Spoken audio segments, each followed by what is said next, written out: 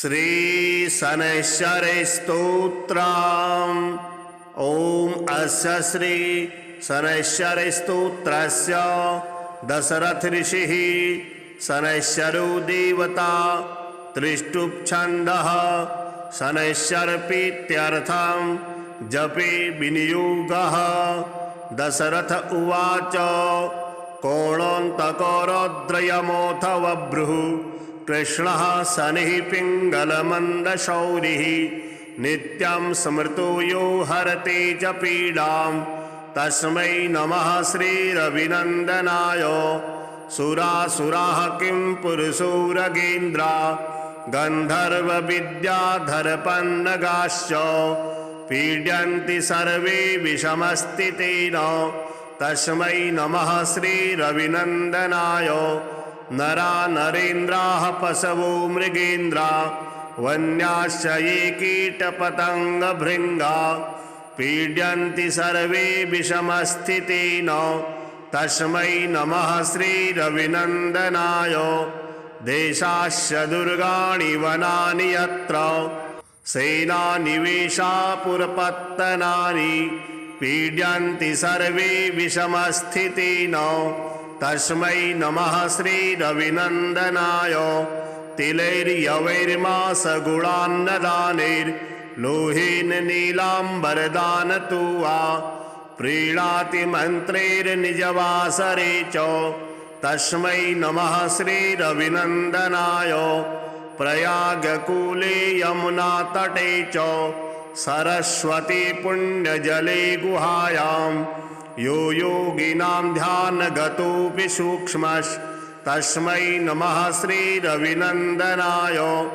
अन्यप्रदेशात् स्वगृहं प्रविष्टस्तदीयवारेश नरः सुखी स्यात् गृहात् गतो यो न पुनः प्रयाति तस्मै नमः श्रीरविनन्दनाय।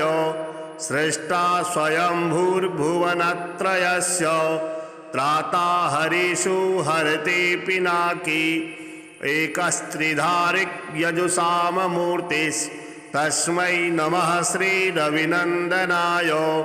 सन्नष्टकं यः प्रयतः प्रभाते नित्यं सुपुत्रै पशुबान्धवैश्च पठेतु सौख्यं भुवभोगयुक्तः प्राप्नोति निर्वाणपदं तदन्ते। कोणस्थः पिङ्गलो बभ्रुः कृष्णो रौद्रान्तको यमः शौरिः शनैश्चरो मन्दः पिप्लादेन संस्तुतः। एतानि दश नामानि प्रातरुत्थाय पठेत् शनैश्चरकृता पीडा न कदाचित् भविष्यति। श्रीराहुस्तोत्रम्। नमस्ते दैत्यरूपाय देवारिं प्रणमाम्यहं नमस्ते सर्वभक्षाय घोररूपाय वै नमः। त्वं ब्रह्मा वरुणो देवस्त्वं विष्णुस्त्वं हरिः शिवः मर्त्यलोके भवान् प्रीतः संसारजनतारकः। कूटपर्वतदुर्गाणि नगराणि पुराणि च यस्य क्रोधवशात् भस्मी भवन्ति क्षणमात्रकम्। धूम्रवर्णो भवान् राहु रक्ताक्षः पिङ्गलोपमः क्रूरग्रहस्तथा भीमो यमरूपो महाबलः।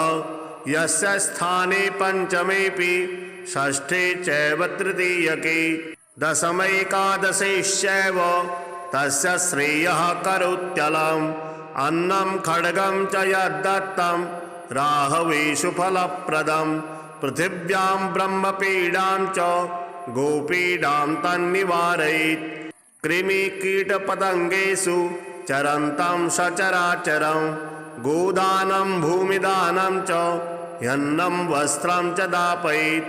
सौवर्णरौप्यदानं च कन्यादानं च तत्क्षणात्। एतद्दानं च सम्पूर्णं राहुमोक्षकरं नृणाम्। अस्य स्तोत्रस्य माहात्म्य राहुपीडा विनश्यति। रक्ताक्षो धूम्रवर्णाभो विजितारिर्महाबलः। अबाहुश्चान्तरिक्षस्थः स राहुः प्रियतां मम। श्रीकेतुस्तोत्रम्। ॐ अस्य श्रीकेतुस्तोत्रमहामन्त्रस्य वामदेव ऋषिः अनुष्टुप् छन्दः। केतुर्देवता केतुप्रसादसिद्ध्यर्थे जपे विनियोगः।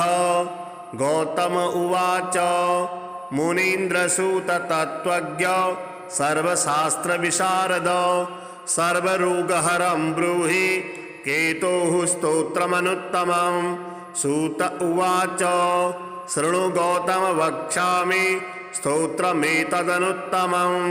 गुह्याद्गुह्यतमं केतोः ब्रह्मणा कीर्तितं पुरा। आद्यः करालवदनो द्वितीयो रक्तलोचनः तृतीयः पिङ्गलाक्षस्य चतुर्थो ज्ञानदायकः पंचमः कपिलाक्षस्य षष्ठः कालाग्निसन्निभः सप्तमो हिमगर्भस्य धूम्रवर्णोष्टमस्तथा नवमः कृतकण्ठस्य दशमः नरपीठगः एकादशस्तु श्रीकण्ठः द्वादशस्तु गदायुधः द्वादशैस्ते महाक्रूराः सर्वोपद्रवकारका पर्वकाले पीडयन्ति दिवाकरनिशाकरौ। नाम द्वादशकं स्तोत्रं केतुरेतन्महात्मनः पठन्ति येन्वहं भक्त्या तेभ्यः केतुः प्रसीदति। कुलुक्थधान्ये विलिख्येत षट्कोणं मण्डलं शुभं पद्ममष्टदलं तत्र विलख्येच्च विधानतः नीलं घटं च संस्थाप्य दिवाकरनिशाकरौ केतुं च तत्र निक्षिप्य पूजयित्वा विधानतः स्तोत्रमेतत् पठित्वा च धारयन् केतुं वरप्रदं ब्राह्मणं श्रोत्रियं शान्तं पूजयित्वा कुटुम्बिनं केतुः करालवक्त्रस्य प्रतिमां वस्त्रसंयुतां कुम्भादिभिश्च संयुक्तां चित्रातारे प्रदापयेत्। दानेन सुप्रीतः केतुः स्यात् तस्य सौख्यदः वत्सरं प्रेयता भूत्वा पूजयित्वा विधानतः मूलमष्टोत्तरशतं ये जपन्ति नरोत्तमा तेषां केतुप्रसादेन न कदाचित् भयं भवेत्। श्री हनुमते स्तोत्रम्। ॐ अस्य श्री हनुमते स्तोत्रमहामन्त्रस्य विभीषण ऋषिः अनुष्टुप् छन्दः। हनुमान् देवता मम शत्रुमुखस्तम्भनार्थे सर्वकारसिद्ध्यर्थे च जपे विनियोगः। चन्द्राभं चरणारविन्दयुगलं कौपीनमौञ्जीधरं नाभ्यां वैकटिसूत्रयुक्तवसनं यज्ञोपवीतावृतं हस्ताभ्यामवलम्ब्य चाञ्जलिमधु हारावलीकुण्डलं बिभ्रद्दीर्घशिखं प्रसन्नवदनं दिव्याञ्जनेयं भजे। ॐ नमो हनुमते रुद्राय मम सर्वदुष्टजन मुखस्तम्भनं कुरु कुरु मम सर्वकार्यसिद्धिं कुरु कुरु। ऐं ह्रां ह्रीं ह्रूं फट् स्वाहा। आपन्नाखिललोकार्ते हारिणे श्रीहनुमते अकस्मदागतोत्पात नाशनाय नमोऽस्तुते। सीतावियुक्त श्रीराम शोकदुःखभयापः तापत्रयस्य संहारिन् नाञ्जनेय नमोऽस्तुते। आदिव्याधिमहामारी ग्रहपीडापहारिणे प्राणापहन्त्री दैत्यानां रामप्राणात्मने नमः।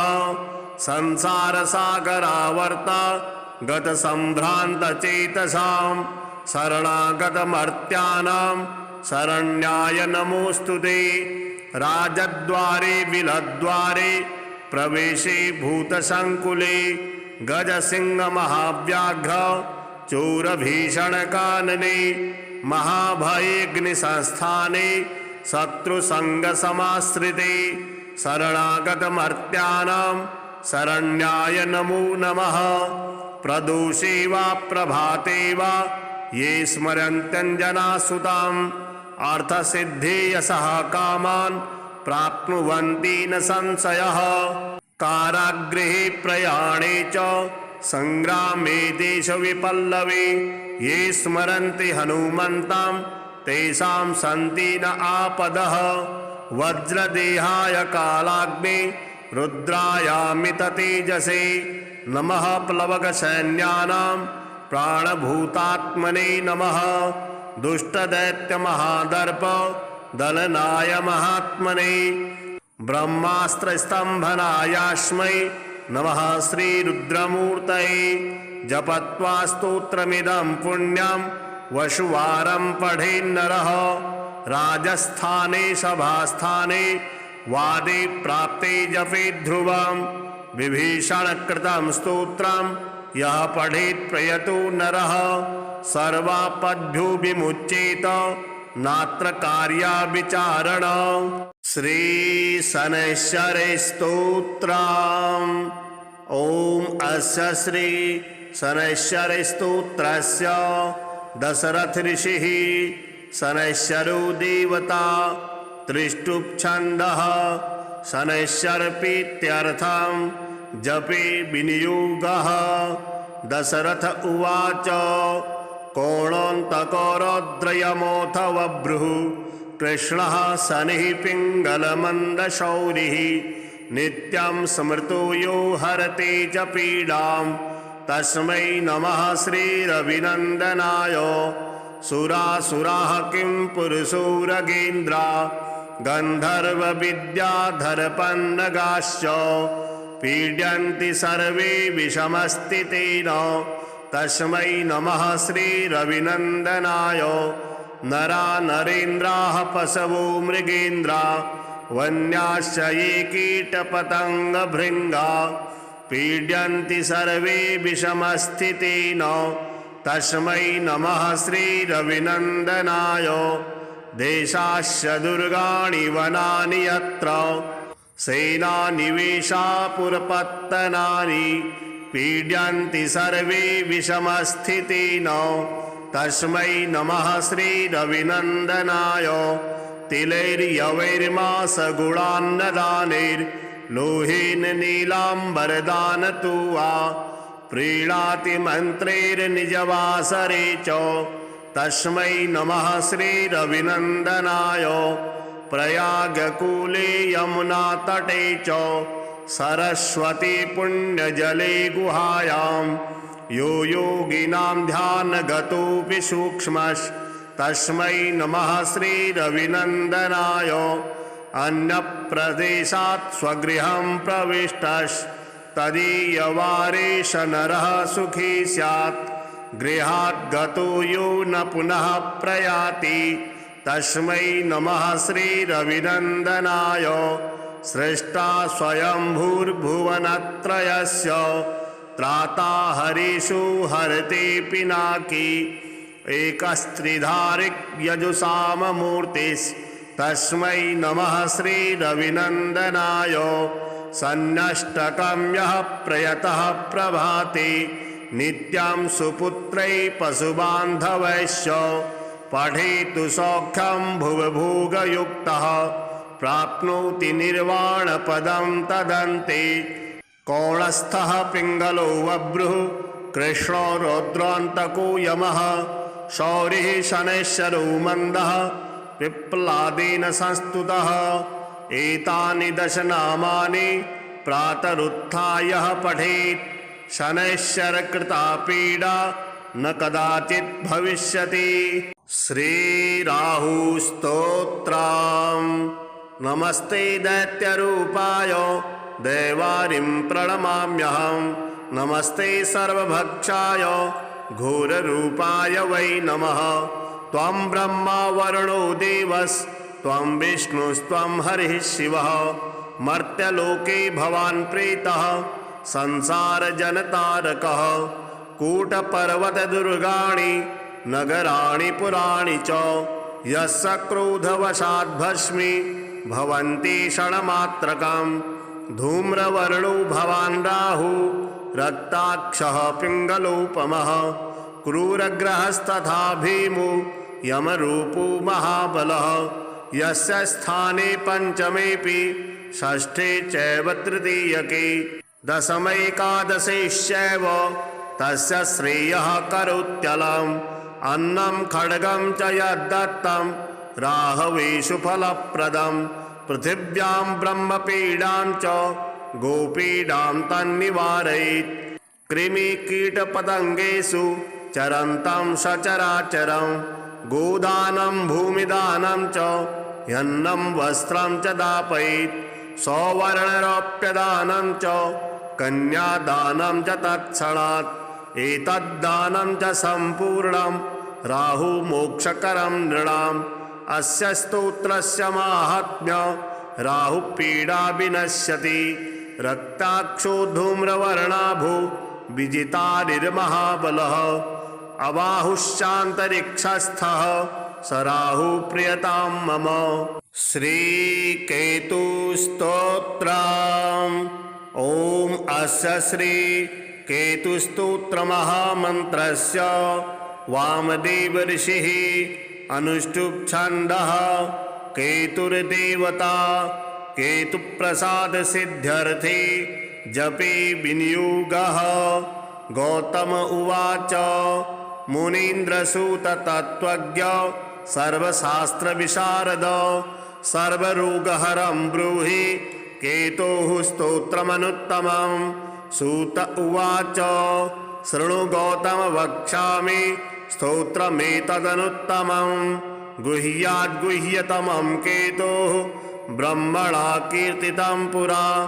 आद्यः करालवदनो द्वितीयो रक्तलोचनः तृतीयः पिङ्गलाक्षस्य चतुर्थो ज्ञानदायकः पञ्चमः कपिलाक्षस्य षष्ठः कालाग्निसन्निभः सप्तमो हिमगर्भस्य धूम्रवर्णोष्टमस्तथा नवमः कृतकण्ठस्य दशमः नरपीठगः एकादशस्तु श्रीकण्ठः द्वादशस्तु गदायुधः द्वादशैस्ते महाक्रूराः सर्वोपद्रवकारका पर्वकाले पीडयन्ति दिवाकरनिशाकरौ।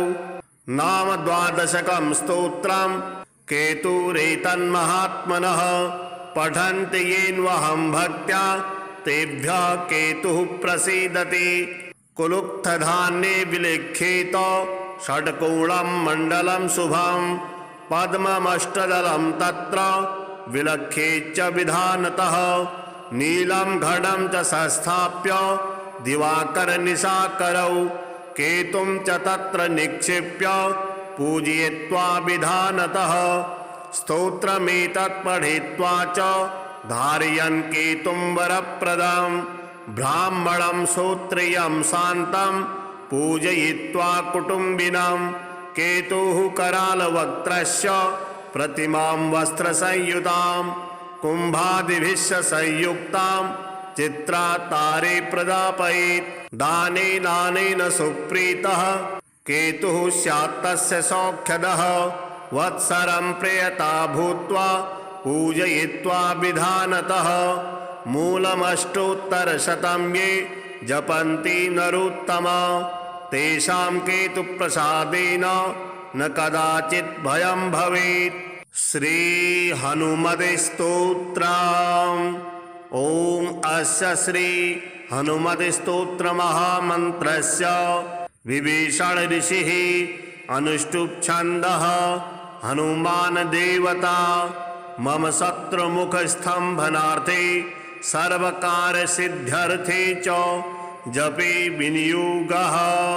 चन्द्राभं चरणारविन्दयुगलं कौपीनमौञ्जीधरं नाभ्यां वैकटिसूत्रयुक्तवसनं यज्ञोपवीतावृतं हस्ताभ्यामवलम्ब्य चाञ्जलिमधु हारावलीकुण्डलं बिभ्रद्दीर्घशिखं प्रसन्नवदनं दिव्याञ्जनेयं भजे।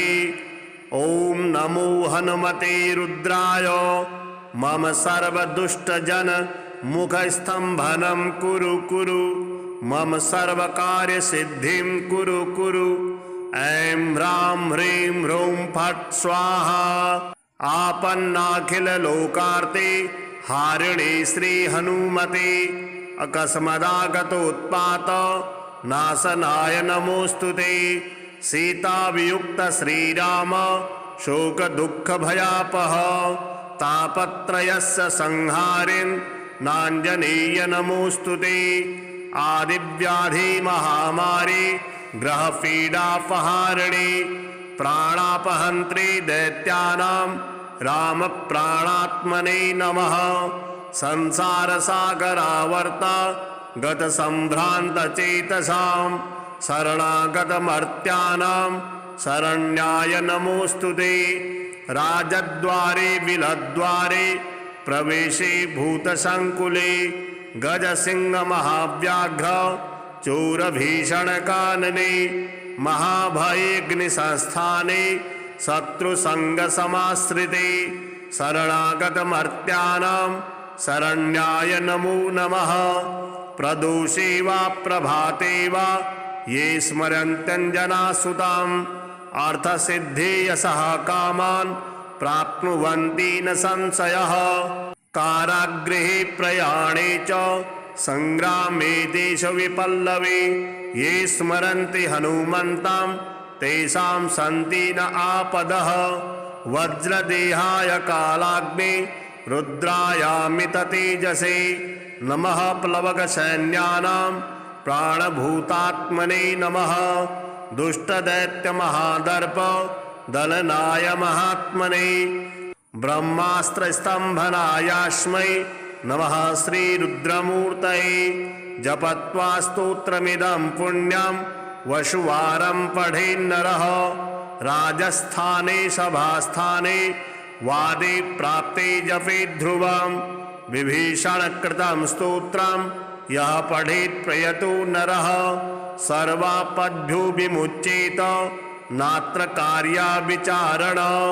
श्री शनैश्चरे स्तोत्रम्। ॐ अस्य श्री शनैश्चरे स्तोत्रस्य दशरथ ऋषिः शनैश्चरो देवता त्रिष्टुप् शनैश्चरप्रीत्यर्थं जपे विनियोगः। दशरथ उवाच कोणान्तकरौद्रयमोऽथ बभ्रुः कृष्णः शनिः पिङ्गलमन्दशौरिः नित्यं स्मृतो यो हरते च पीडां तस्मै नमः श्रीरविनन्दनाय। सुरासुराः किं पुरुषोरगेन्द्रा गन्धर्वविद्याधरपन्नगाश्च पीड्यन्ति सर्वे विषमस्थितेन तस्मै नमः श्रीरविनन्दनाय। नरा नरेन्द्राः पशवो मृगेन्द्रा वन्याश्च ये कीटपतङ्गभृङ्गा पीड्यन्ति सर्वे विषमस्थितेन तस्मै नमः श्रीरविनन्दनाय। देशाश्च दुर्गाणि वनानि यत्र सेनानिवेशापुरपत्तनानि पीड्यन्ति सर्वे विषमस्थितेन तस्मै नमः श्रीरविनन्दनाय। तिलैर्यवैर्मासगुणान्नदानैर्लोहेन नीलाम्बरदानतो वा प्रीणाति मन्त्रैर्निजवासरे च तस्मै नमः श्रीरविनन्दनाय। प्रयागकूले यमुनातटे च सरस्वती पुण्यजले गुहायां यो योगिनां ध्यानगतोऽपि सूक्ष्मस्तस्मै नमः श्रीरविनन्दनाय।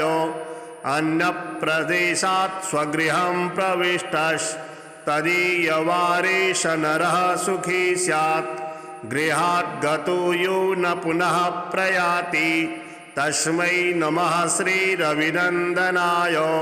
सृष्टा स्वयंभूर्भुवनत्रयस्य त्राता हरिषु हरते पिनाकी एकस्त्रिधारिक् यजुषाममूर्तिस् तस्मै नमः श्रीरविनन्दनाय सन्नष्टकं यः प्रयतः प्रभाते नित्यां सुपुत्रै पशुबान्धवैश्च पठेतु सौख्यं भुवभोगयुक्तः प्राप्नोति निर्वाणपदं तदन्ते। कौणस्थः पिङ्गलो बभ्रुः कृष्णो रौद्रान्तको यमः शौरिः शनैश्चरो मन्दः पिप्लादेन संस्तुतः। एतानि दशनामानि प्रातरुत्थाय पठेत् शनैश्चरकृता पीडा न कदाचित् भविष्यति। श्रीराहुस्तोत्रम्। नमस्ते दैत्यरूपाय देवारिं प्रणमाम्यहं। नमस्ते सर्वभक्षाय घोररूपाय वै नमः। त्वं ब्रह्मा वरुणो देवस्त्वं विष्णुस्त्वं हरिः शिवः। मर्त्यलोके भवान् प्रीतः संसारजनतारकः। कूटपर्वतदुर्गाणि नगराणि पुराणि च यस्य क्रोधवशात् भस्मी भवन्ति क्षणमात्रकम्। धूम्रवर्णो भवान् राहु रक्ताक्षः पिङ्गलोपमः। क्रूरग्रहस्तथा भीमो यमरूपो महाबलः। यस्य स्थाने पञ्चमेऽपि षष्ठे चैव तृतीयके दशमैकादशेश्चैव तस्य श्रेयः करोत्यलम्। अन्नं खड्गं च यद्दत्तं राहवेषु फलप्रदम्। पृथिव्यां ब्रह्मपीडां च गोपीडां तन्निवारयेत्। कृमिकीटपतङ्गेषु चरन्तं सचराचरं। गोदानं भूमिदानं च ह्यन्नं वस्त्रं च दापयेत्। सौवर्णरौप्यदानं च कन्यादानं च तत्क्षणात्। एतद्दानं च सम्पूर्णं राहुमोक्षकरं नृणाम्। अस्य स्तोत्रस्य माहात्म्यं राहुपीडा विनश्यति। रक्ताक्षो धूम्रवर्णाभो विजितानिर्महाबलः। अबाहुश्चान्तरिक्षस्थः स राहुप्रियतां मम। श्रीकेतुस्तोत्रम्।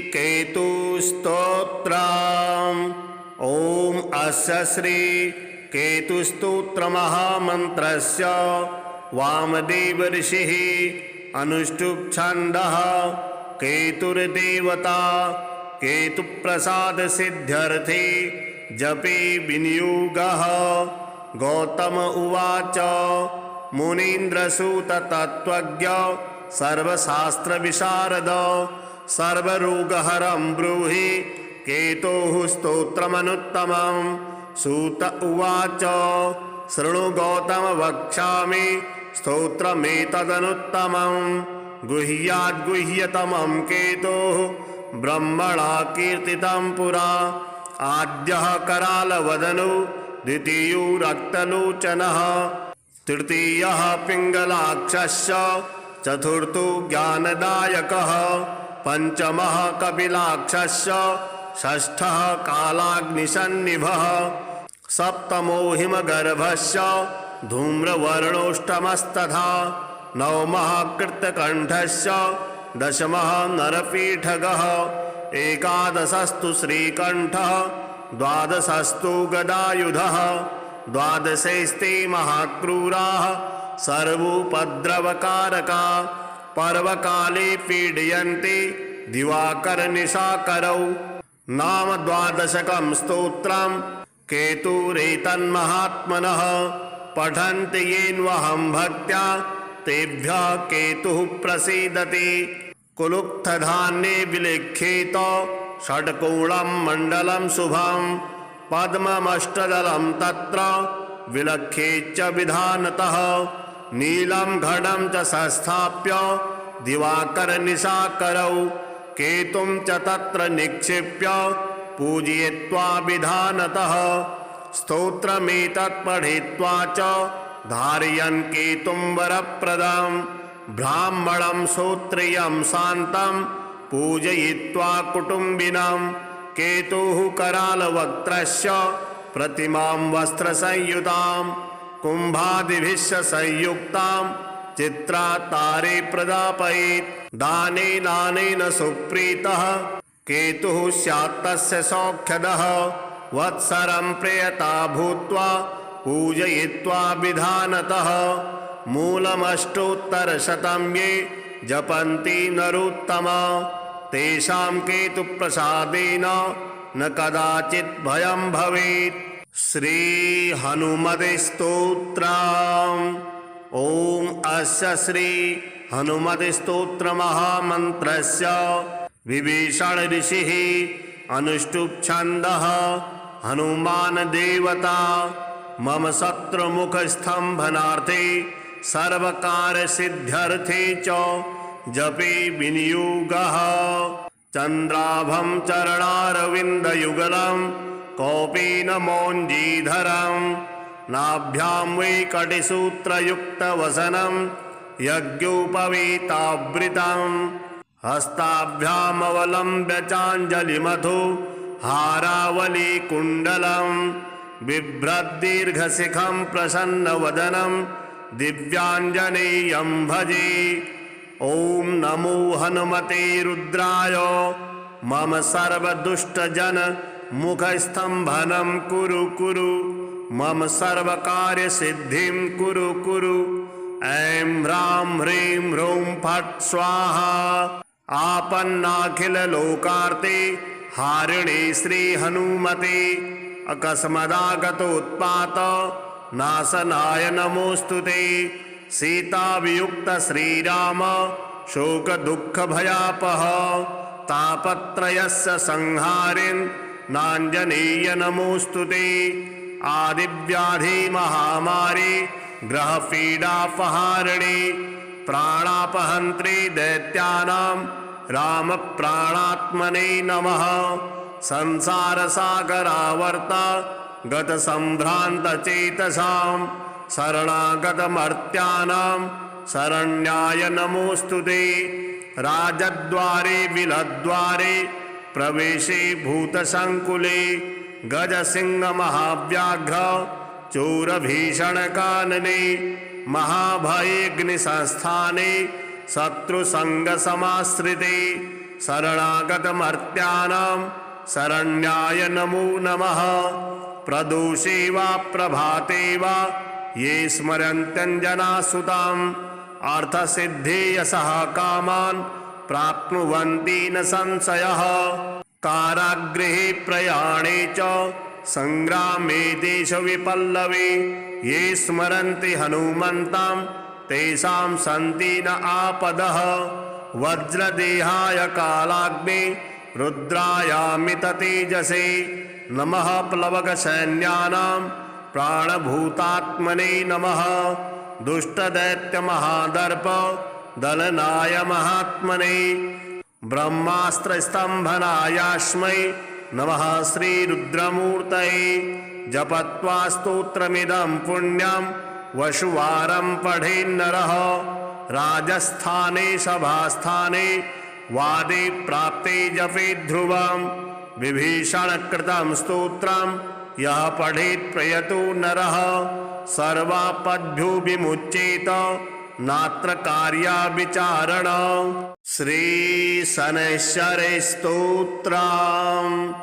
ओम अस्य श्री शनैश्चरे स्तोत्रस्य दशरथ ऋषिः शनैश्चरो देवता त्रिष्टुप् छन्दः शनैश्चरप्रीत्यर्थं जपे विनियोगः। दशरथ उवाच कोणोऽन्तकोरद्रयमोऽथ बभ्रुः कृष्णः शनिः पिङ्गलमन्दशौरिः नित्यं स्मृतो यो हरते च पीडां तस्मै नमः श्रीरविनन्दनाय। सुरासुराः किं पुरुषोरगेन्द्रा गन्धर्वविद्याधरपन्नगाश्च पीड्यन्ति सर्वे विषमस्थितेन तस्मै नमः श्रीरविनन्दनाय। नरा नरेन्द्राः पशवो मृगेन्द्रा वन्याश्च ये कीटपतङ्गभृङ्गा पीड्यन्ति सर्वे विषमस्थितेन तस्मै नमः श्रीरविनन्दनाय।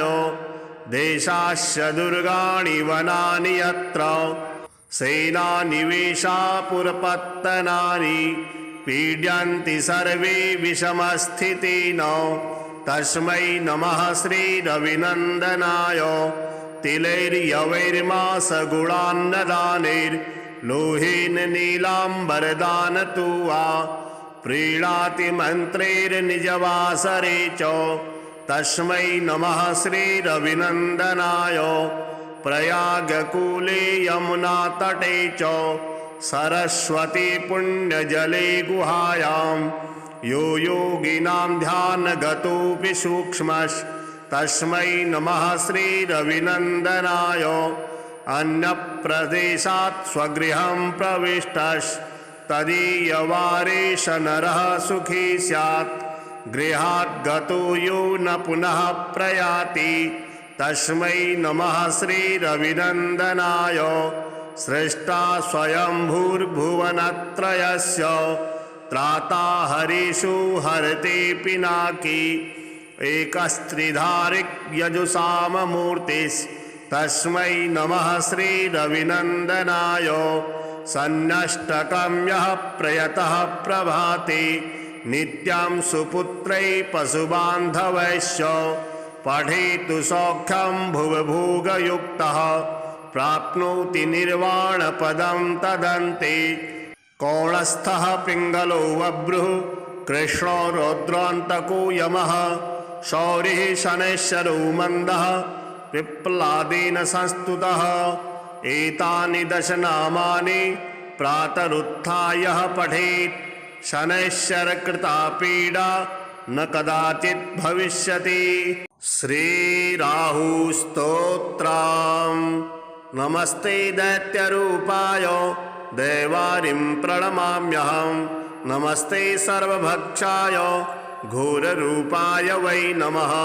त्वं ब्रह्मा वरुणो देवस्त्वं विष्णुस्त्वं हरिः शिवः मर्त्यलोके भवान् प्रेतः संसारजनतारकः कूटपर्वतदुर्गाणि नगराणि पुराणि च यस्य क्रोधवशात् भस्मी भवन्ति क्षणमात्रकम् धूम्रवर्णो भवान् राहु रक्ताक्षः पिङ्गलोपमः क्रूरग्रहस्तथा भीमो यमरूपो महाबलः यस्य स्थाने पञ्चमेऽपि षष्ठे चैव तृतीयके दशमैकादशैश्चैव तस्य श्रेयः करोत्यलम् अन्नं खड्गं च यद्दत्तं राहवेषु फलप्रदं पृथिव्यां ब्रह्मपीडां च गोपीडां तन्निवारयेत् कृमिकीटपतङ्गेषु चरन्तं सचराचरं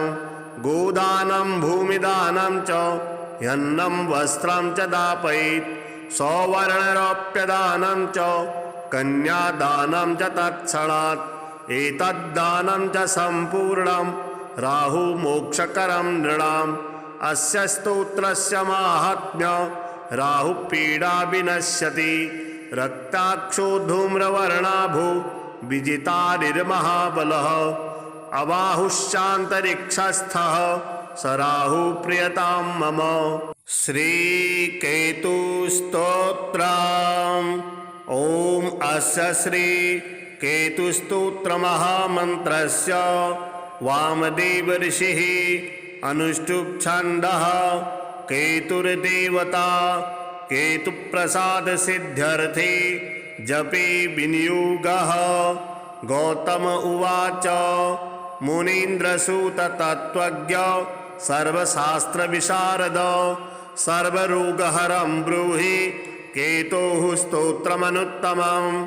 सूत उवाच शृणु गौतम वक्ष्यामि स्तोत्रमेतदनुत्तमम्। गुह्याद्गुह्यतमं केतोः ब्रह्मणा कीर्तितं पुरा। आद्यः करालवदनो द्वितीयो रक्तलोचनः तृतीयः पिङ्गलाक्षश्च चतुर्थो ज्ञानदायकः पञ्चमः कपिलाक्षश्च षष्ठः कालाग्निसन्निभः सप्तमो हिमगर्भश्च धूम्रवर्णोऽष्टमस्तथा नवमः कृतकण्ठश्च दशमः नरपीठगः एकादशस्तु श्रीकण्ठः द्वादशस्तु गदायुधः द्वादशैस्ते महाक्रूराः सर्वोपद्रवकारका पर्वकाले पीडयन्ति दिवाकरनिशाकरौ नाम द्वादशकं स्तोत्रम् केतुरेतन्महात्मनः पठन्ति येन्वहं भक्त्या तेभ्यः केतुः प्रसीदति कुलुक्थधान्ये विलिख्येत षट्कोणं मण्डलं शुभं पद्ममष्टदलं तत्र विलख्येच्च विधानतः नीलं घटं च संस्थाप्य दिवाकरनिशाकरौ केतुं च तत्र निक्षिप्य पूजयित्वा विधानतः स्तोत्रमेतत् पठित्वा च धारयन् केतुं वरप्रदं ब्राह्मणं श्रोत्रियं शान्तं पूजयित्वा कुटुम्बिनं केतुः करालवक्त्रस्य प्रतिमां वस्त्रसंयुतां कुम्भादिभिश्च संयुक्तां चित्रातारे प्रदापयेत् दानेन सुप्रीतः केतुः स्यात् तस्य सौख्यदः वत्सरं प्रेयता भूत्वा पूजयित्वा विधानतः मूलमष्टोत्तरशतं ये जपन्ति नरोत्तमा तेषां केतुप्रसादेन न कदाचित् भयं भवेत्। श्री हनुमते स्तोत्रम्।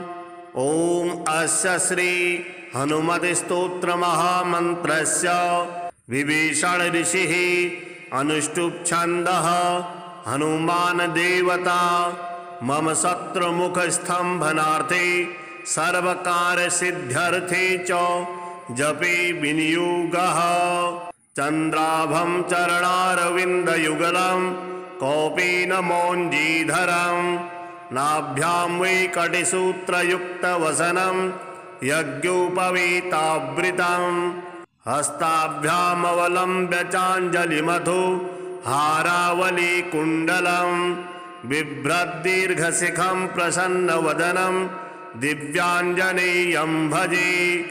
ॐ नमो हनुमते रुद्राय मम सर्वदुष्टजन मुखस्तम्भनं कुरु कुरु मम सर्वकार्यसिद्धिं कुरु कुरु।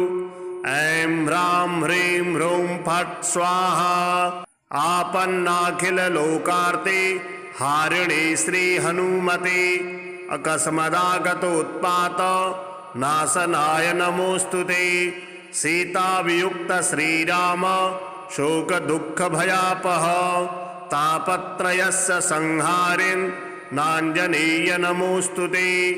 आदिव्याधि महामारी ग्रहपीडापहारिणी प्राणापहन्त्री दैत्यानां रामप्राणात्मने नमः। संसारसागरावर्त गतसम्भ्रान्तचेतसां शरणागतमर्त्यानां शरण्याय नमोऽस्तुते।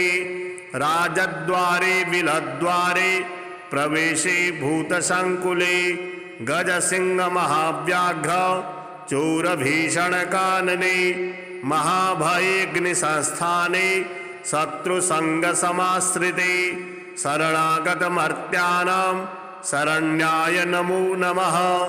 प्रदोषे वा प्रभाते वा ये स्मरन्त्यञ्जनासुताम् अर्थसिद्धेयसः कामान् प्राप्नुवन्ति न संशयः।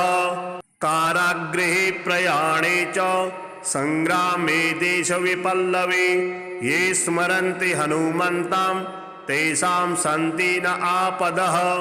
वज्रदेहाय कालाग्ने रुद्रायामिततेजसे नमः। प्लवगसैन्यानां प्राणभूतात्मने नमः।